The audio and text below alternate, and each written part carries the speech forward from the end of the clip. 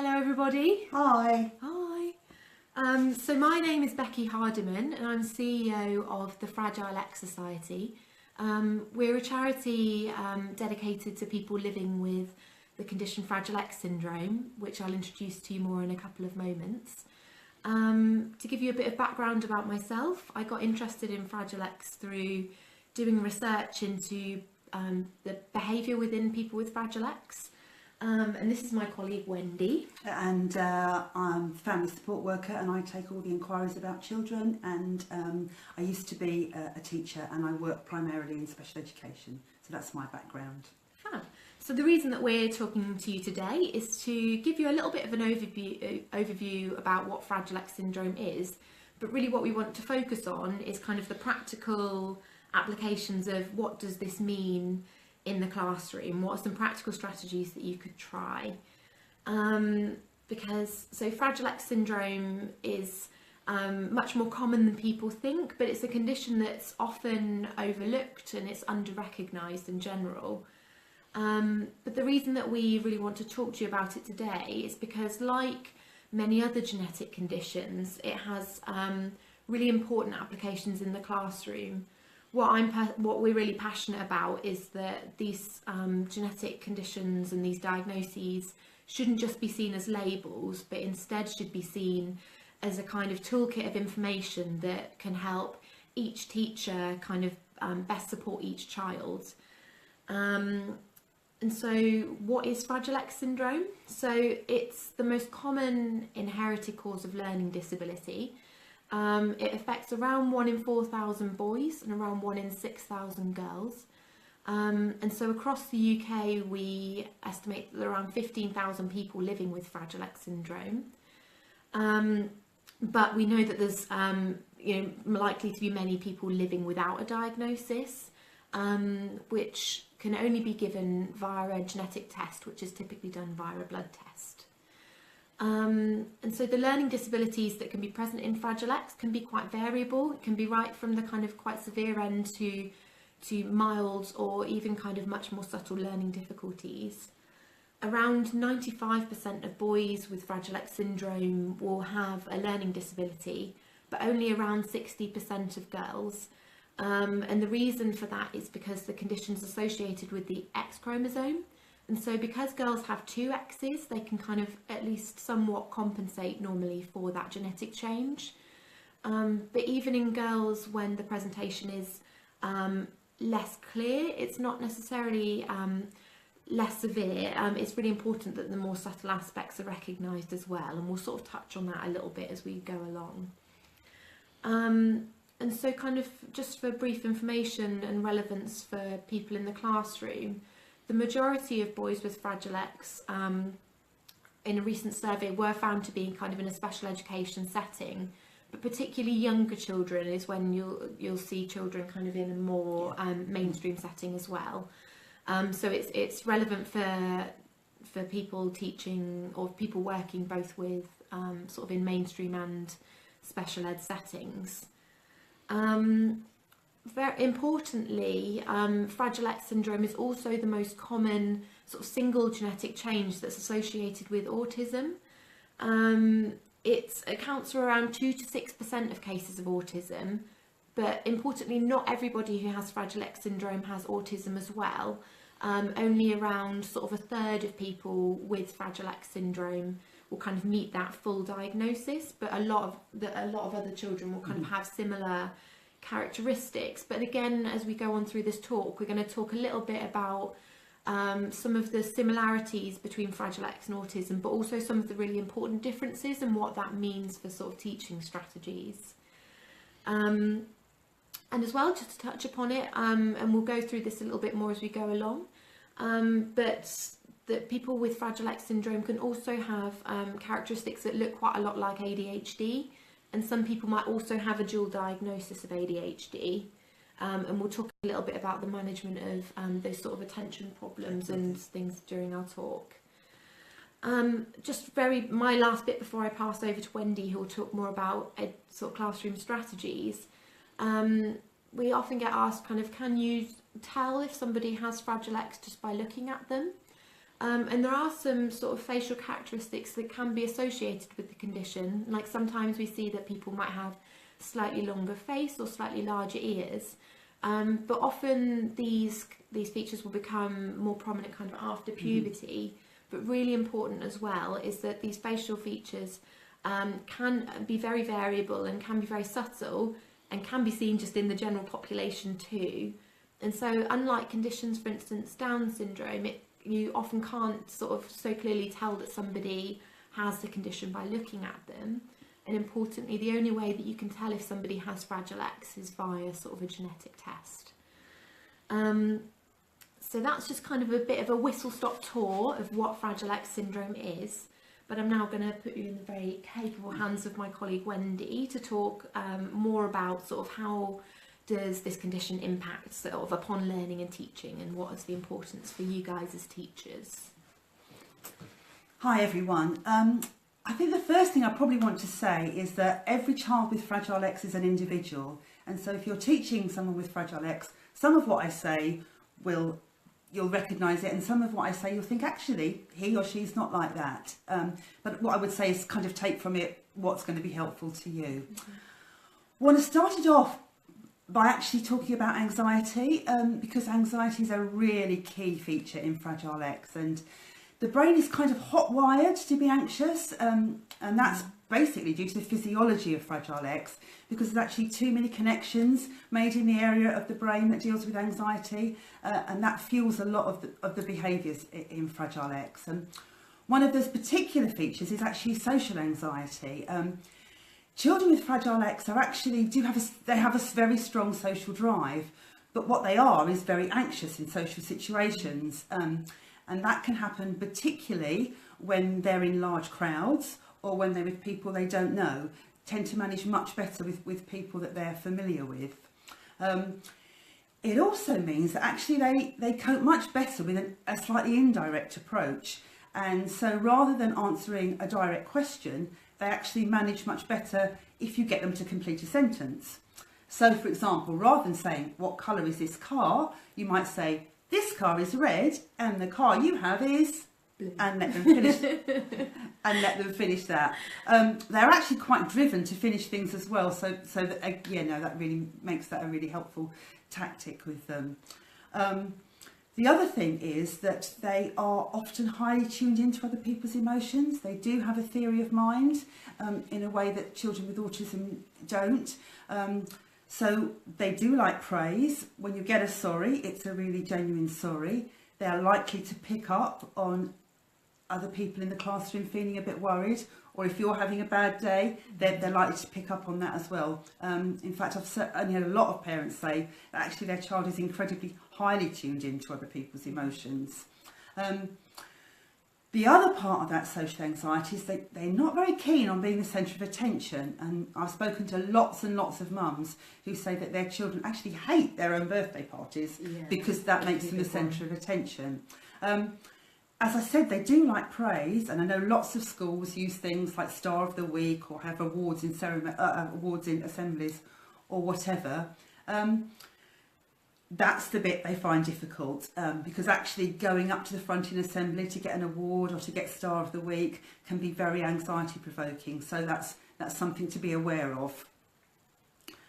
The other key feature is that they have most children with Fragile X will have a really strong dislike of eye contact, and there's been some research to show that that's actually stronger than it is for children with autism.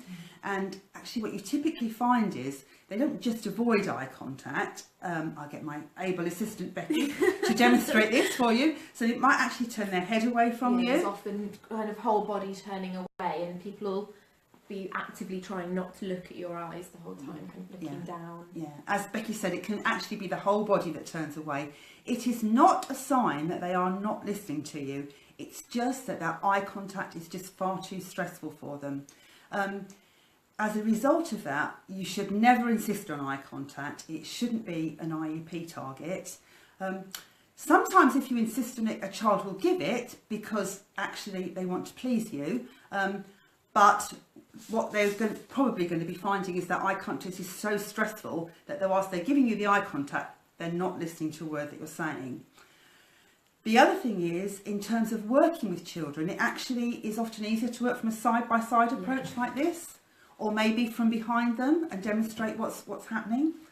What you're actually doing then is not putting them in a position where they've actually got to actively avoid the eye contact with you, and they're much more likely to actually concentrate on the task that's in front of them, because on the other side of that task is not your eyes that they're trying to avoid.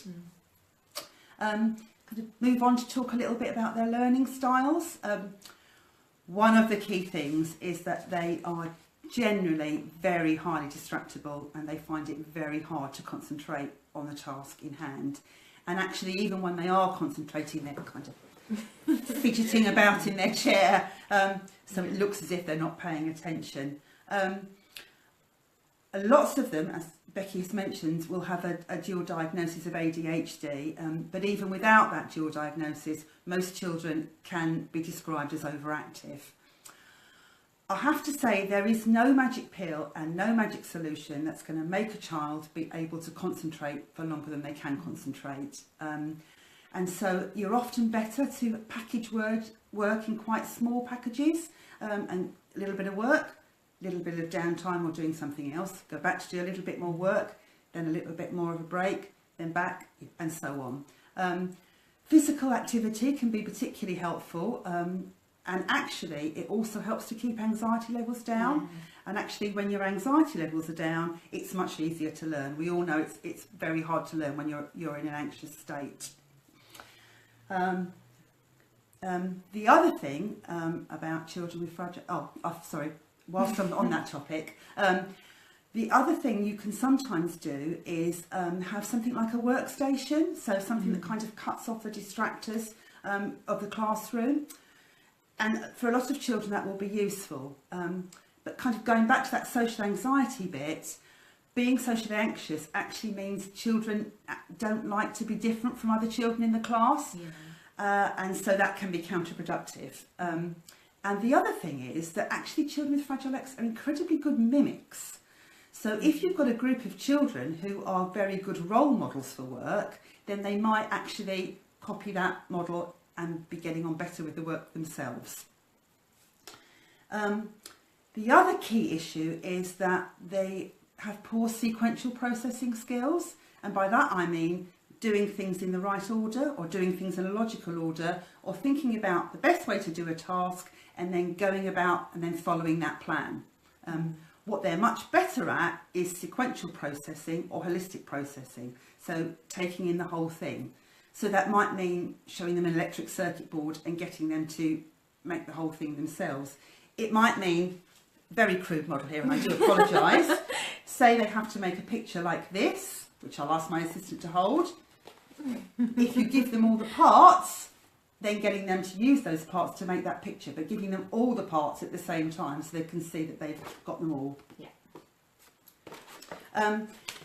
One of the key things about not being very good at sequential processing means that learning to read by phonics is really difficult. For some children, they may be able to learn those single letter sounds, but what they can't then do is put those sounds back together in the right order to make the word. What they're actually much better at is learning the whole word. Sometimes with more able readers, and not all children will be more able readers, is using words that they've learned through a sight vocabulary, something like mat, to teach cat and bat and sat and hat, so rhyming words with the same ending. Whilst we're on that subject of reading, the other thing they find really difficult, the other thing they're actually really good at is learning logos, particularly of things they're interested in, so McDonald's or Sainsbury's or Kentucky Fried Chicken or whatever. So teaching the words through that logo form and then removing the logo form and teaching those words in normal print. Another thing that can be really helpful in terms of teaching reading is making books about high interest, because they tend to be much more engaged if there's something of high interest there. And so making a very simple individual book that reflects their interest, and you can kind of use that to teach them high frequency words. Again, I apologise for the very crude model, and I think the words are going to come backwards on the screen, but good old Thomas rears his ugly head. So something like Thomas is blue, and then Percy is green, and Toby is brown. So you're repeating that word is, but they're quite likely to be able to read the name of the engine because they recognise the picture.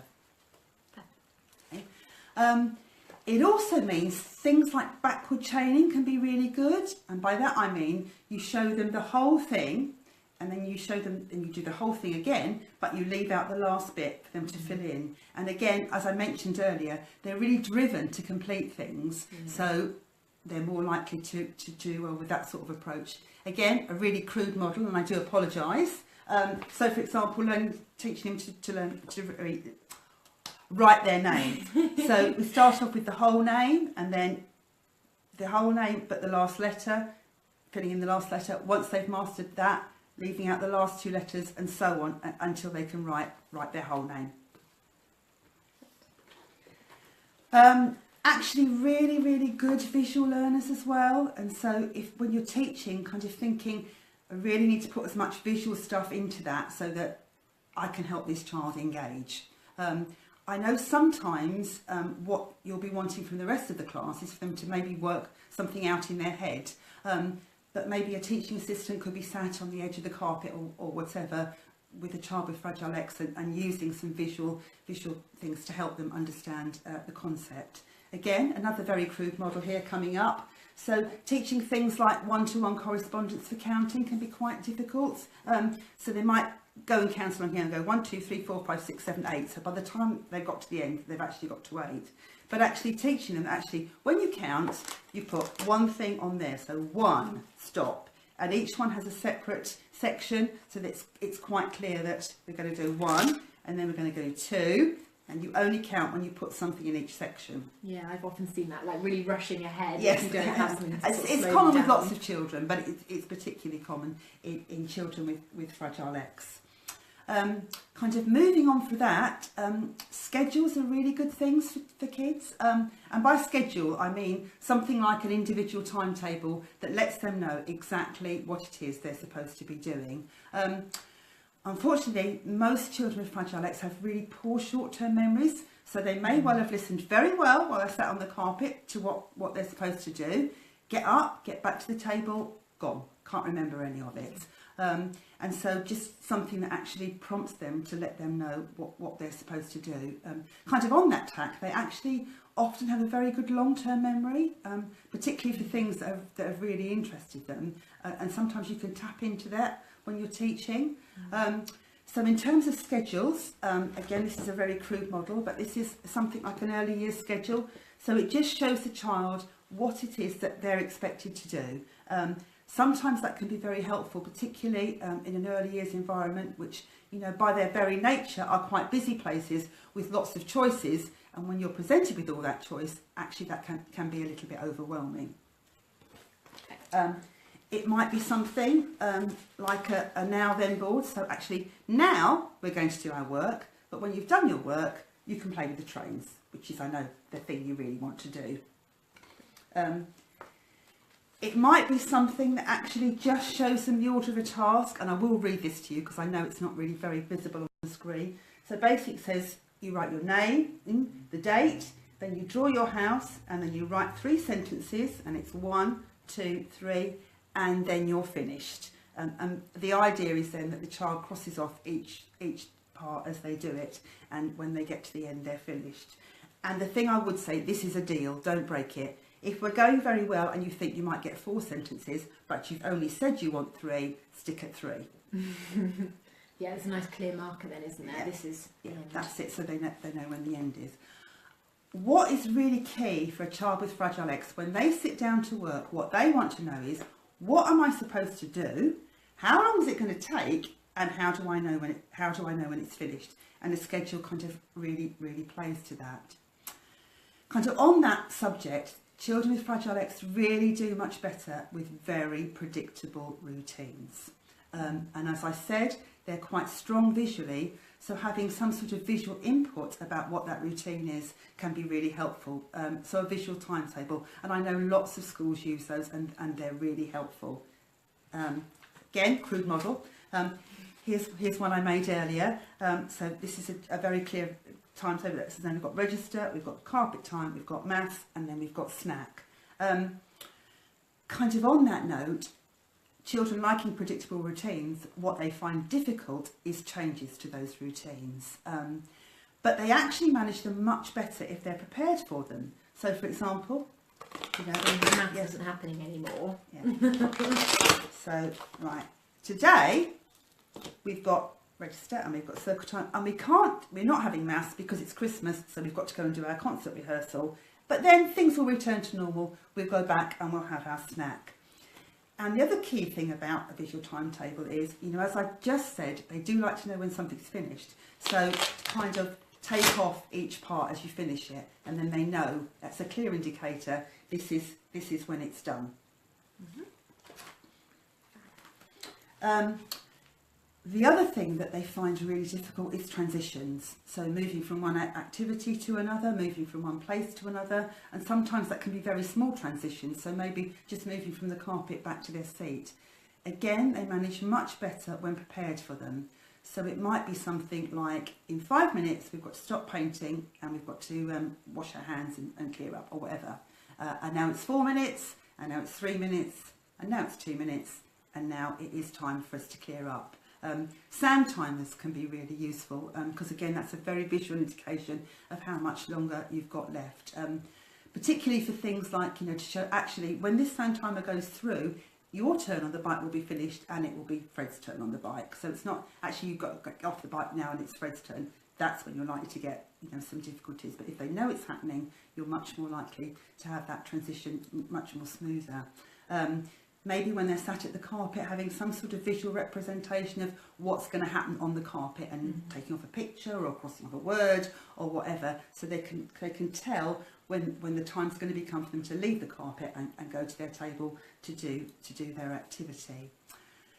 Interesting, they also manage transitions much better if they've got something of purpose to carry. Yeah. So it might be their lunchbox to the dining room, it might be a bag of balls to the PE session or whatever.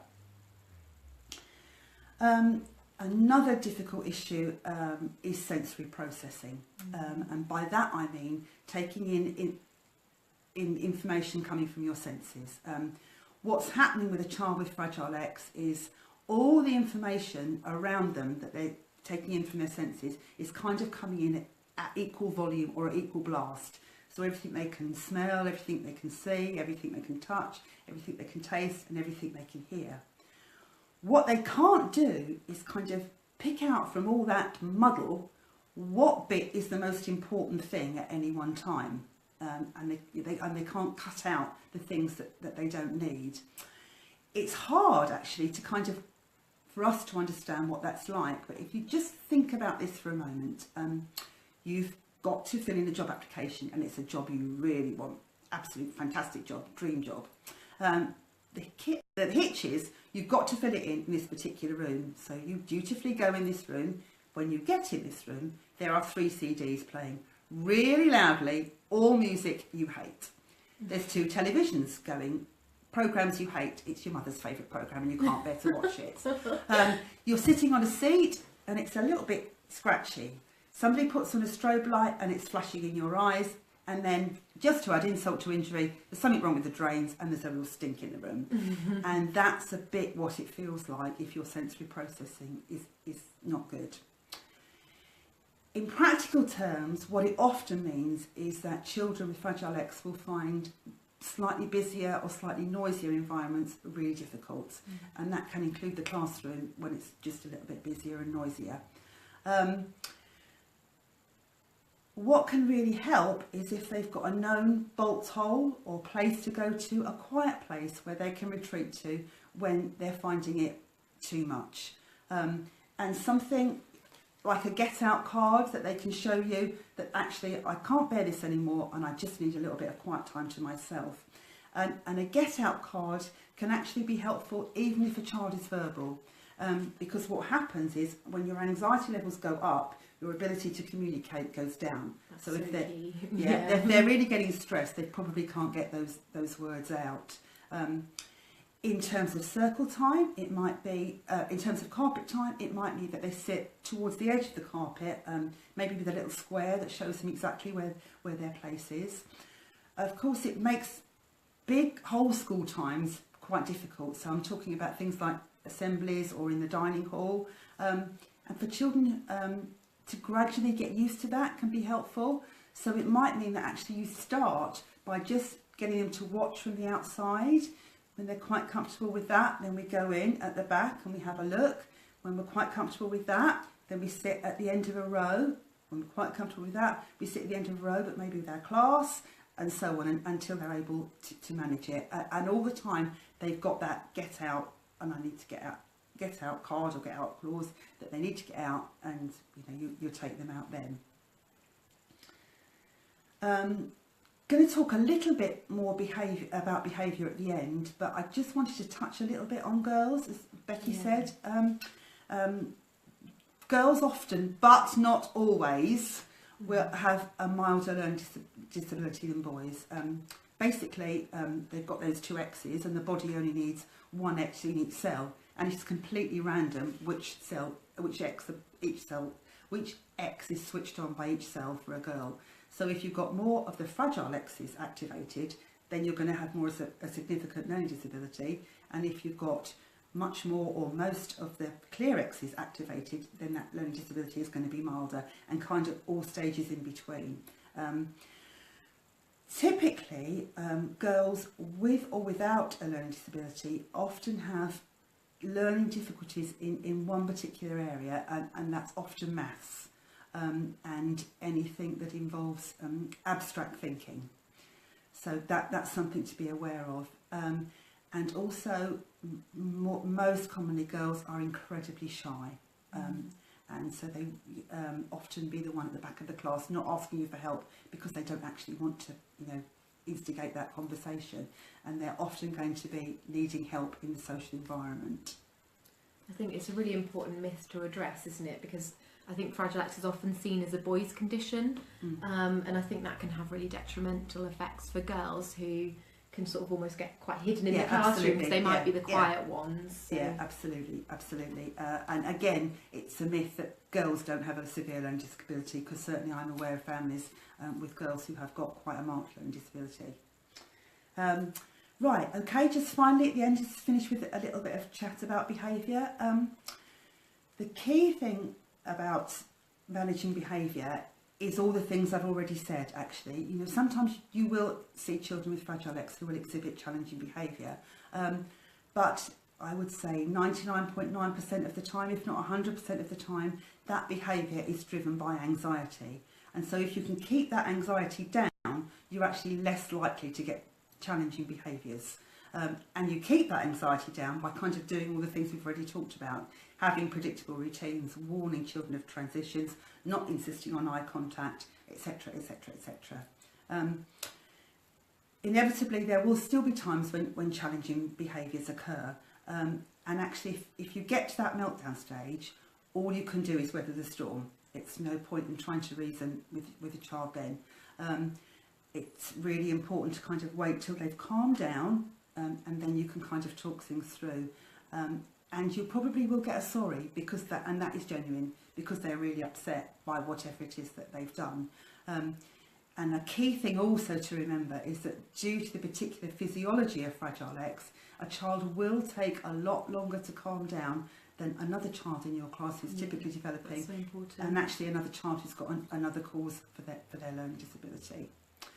There's an awful lot of strategies for managing behaviour in children with Fragile X, and we'll be here till midnight if I go through them all, and there's no way I could remember them all anyway. Key things really are, if you can see that actually they're starting to get a bit agitated or anxious, to distract them, and that might be taking them away from a work task and distracting them with something that they enjoy doing. Yeah, definitely. Regular access to physical activity, as I said, can also be really helpful. Some children have the benefit of a sensory diet prescribed by an occupational therapist. I have to say the vast majority don't. We have got a little bit of information here about kind of physical activities that can be helpful, and again I won't go through all that now, but you're welcome to kind of contact us to get more information on that. As I said before, having that known bolt hole or quiet place that they can go to when their things are getting too much. Social stories can also be really helpful to help a child think about a better way of managing a behaviour. So this one is about pushing, and it's best written in the third person as well. So it says, sometimes Jenny pushes children when she wants to play. Pushing makes them sad. Jenny needs a better idea. If Jenny wants to play with someone, Jenny can say, can I play? So just something quite simple. Social stories are also a way of kind of preparing a child for something new that's going to happen. So it might be something like at the end of the summer term having a social story about what their next year is going to be like, who the teacher's going to be, who the teaching assistant in the classroom is going to be, etc, etc. The final thing I kind of wanted to say about behaviour is the trigger isn't necessarily the thing that happened just before the behaviour. There can be lots of little things that happen in the day that just make those anxiety levels rise a little bit more and a little bit more and a little bit more. And the final trigger can be something relatively minor that on any other day they would have managed quite easily. It just happens that on that particular day it was the straw that broke the camel's back, and it was just more than they just couldn't take anymore, and that's when you get the behaviour. And so things like ABC charts, I'm not saying they're not helpful, they can sometimes be helpful, but you do need to bear that in mind as well. Kind of that's all I'm going to actually say now. Just wanted to say actually the best way to kind of contact me if you wanted to discuss a particular child or you wanted a bit more information on all the stuff we've been talking about. As I said, my name's Wendy. I'm in the office Tuesdays, Wednesdays and Thursdays, although our helpline is shut on a Wednesday morning. And you can email me at wendy@fragilex.org.uk, or you can call the society number, which is 01371 875100. We've got lots of written information that's I'm sure you'll find helpful. One of the key things is our introductory booklet and our education guide, and we've also got a bit more detailed information on other things I've been talking about. I've also written support letters for children to get education, health and care plans, but I would need to be asked to do that by the parents, as I am a family support worker, basically working for parents. I have to say I've never had a parent who didn't want me to do it, so I'm sure that wouldn't be a problem. I'm going to just hand back to Becky to finish off, and then I'm not sure if any questions have come through, but I'm sure somebody will tell me. So yeah, I just wanted to kind of wrap up Wendy's really excellent discussion, just to kind of highlight again the fact that we hope that kind of what this talk has helped to show you is the fact that a diagnosis of Fragile X isn't just a label. It really does sort of give you a lot of information, and as we said, you know, every child's going to be different, but the really key thing to think about is if a child is having an issue in a particular area, what understanding the diagnosis can do is help to direct you to the most appropriate strategies and the things that might be most likely to work, that might not always be immediately obvious. And so what we are here for, as Wendy has said, we're here to help you. A lot of all these resources that we've sort of showed up and waved at you are available for free. You can contact us via the details that Kate's really helpfully putting up in the comments, and they're also available for free to download via our website. But the key thing is just get in touch with us. We're here to help you, because by empowering you guys, we can help each child to sort of achieve and to do the best that they possibly can. And so I'm just going to quickly go to the feed and check whether you guys have posted any questions for us.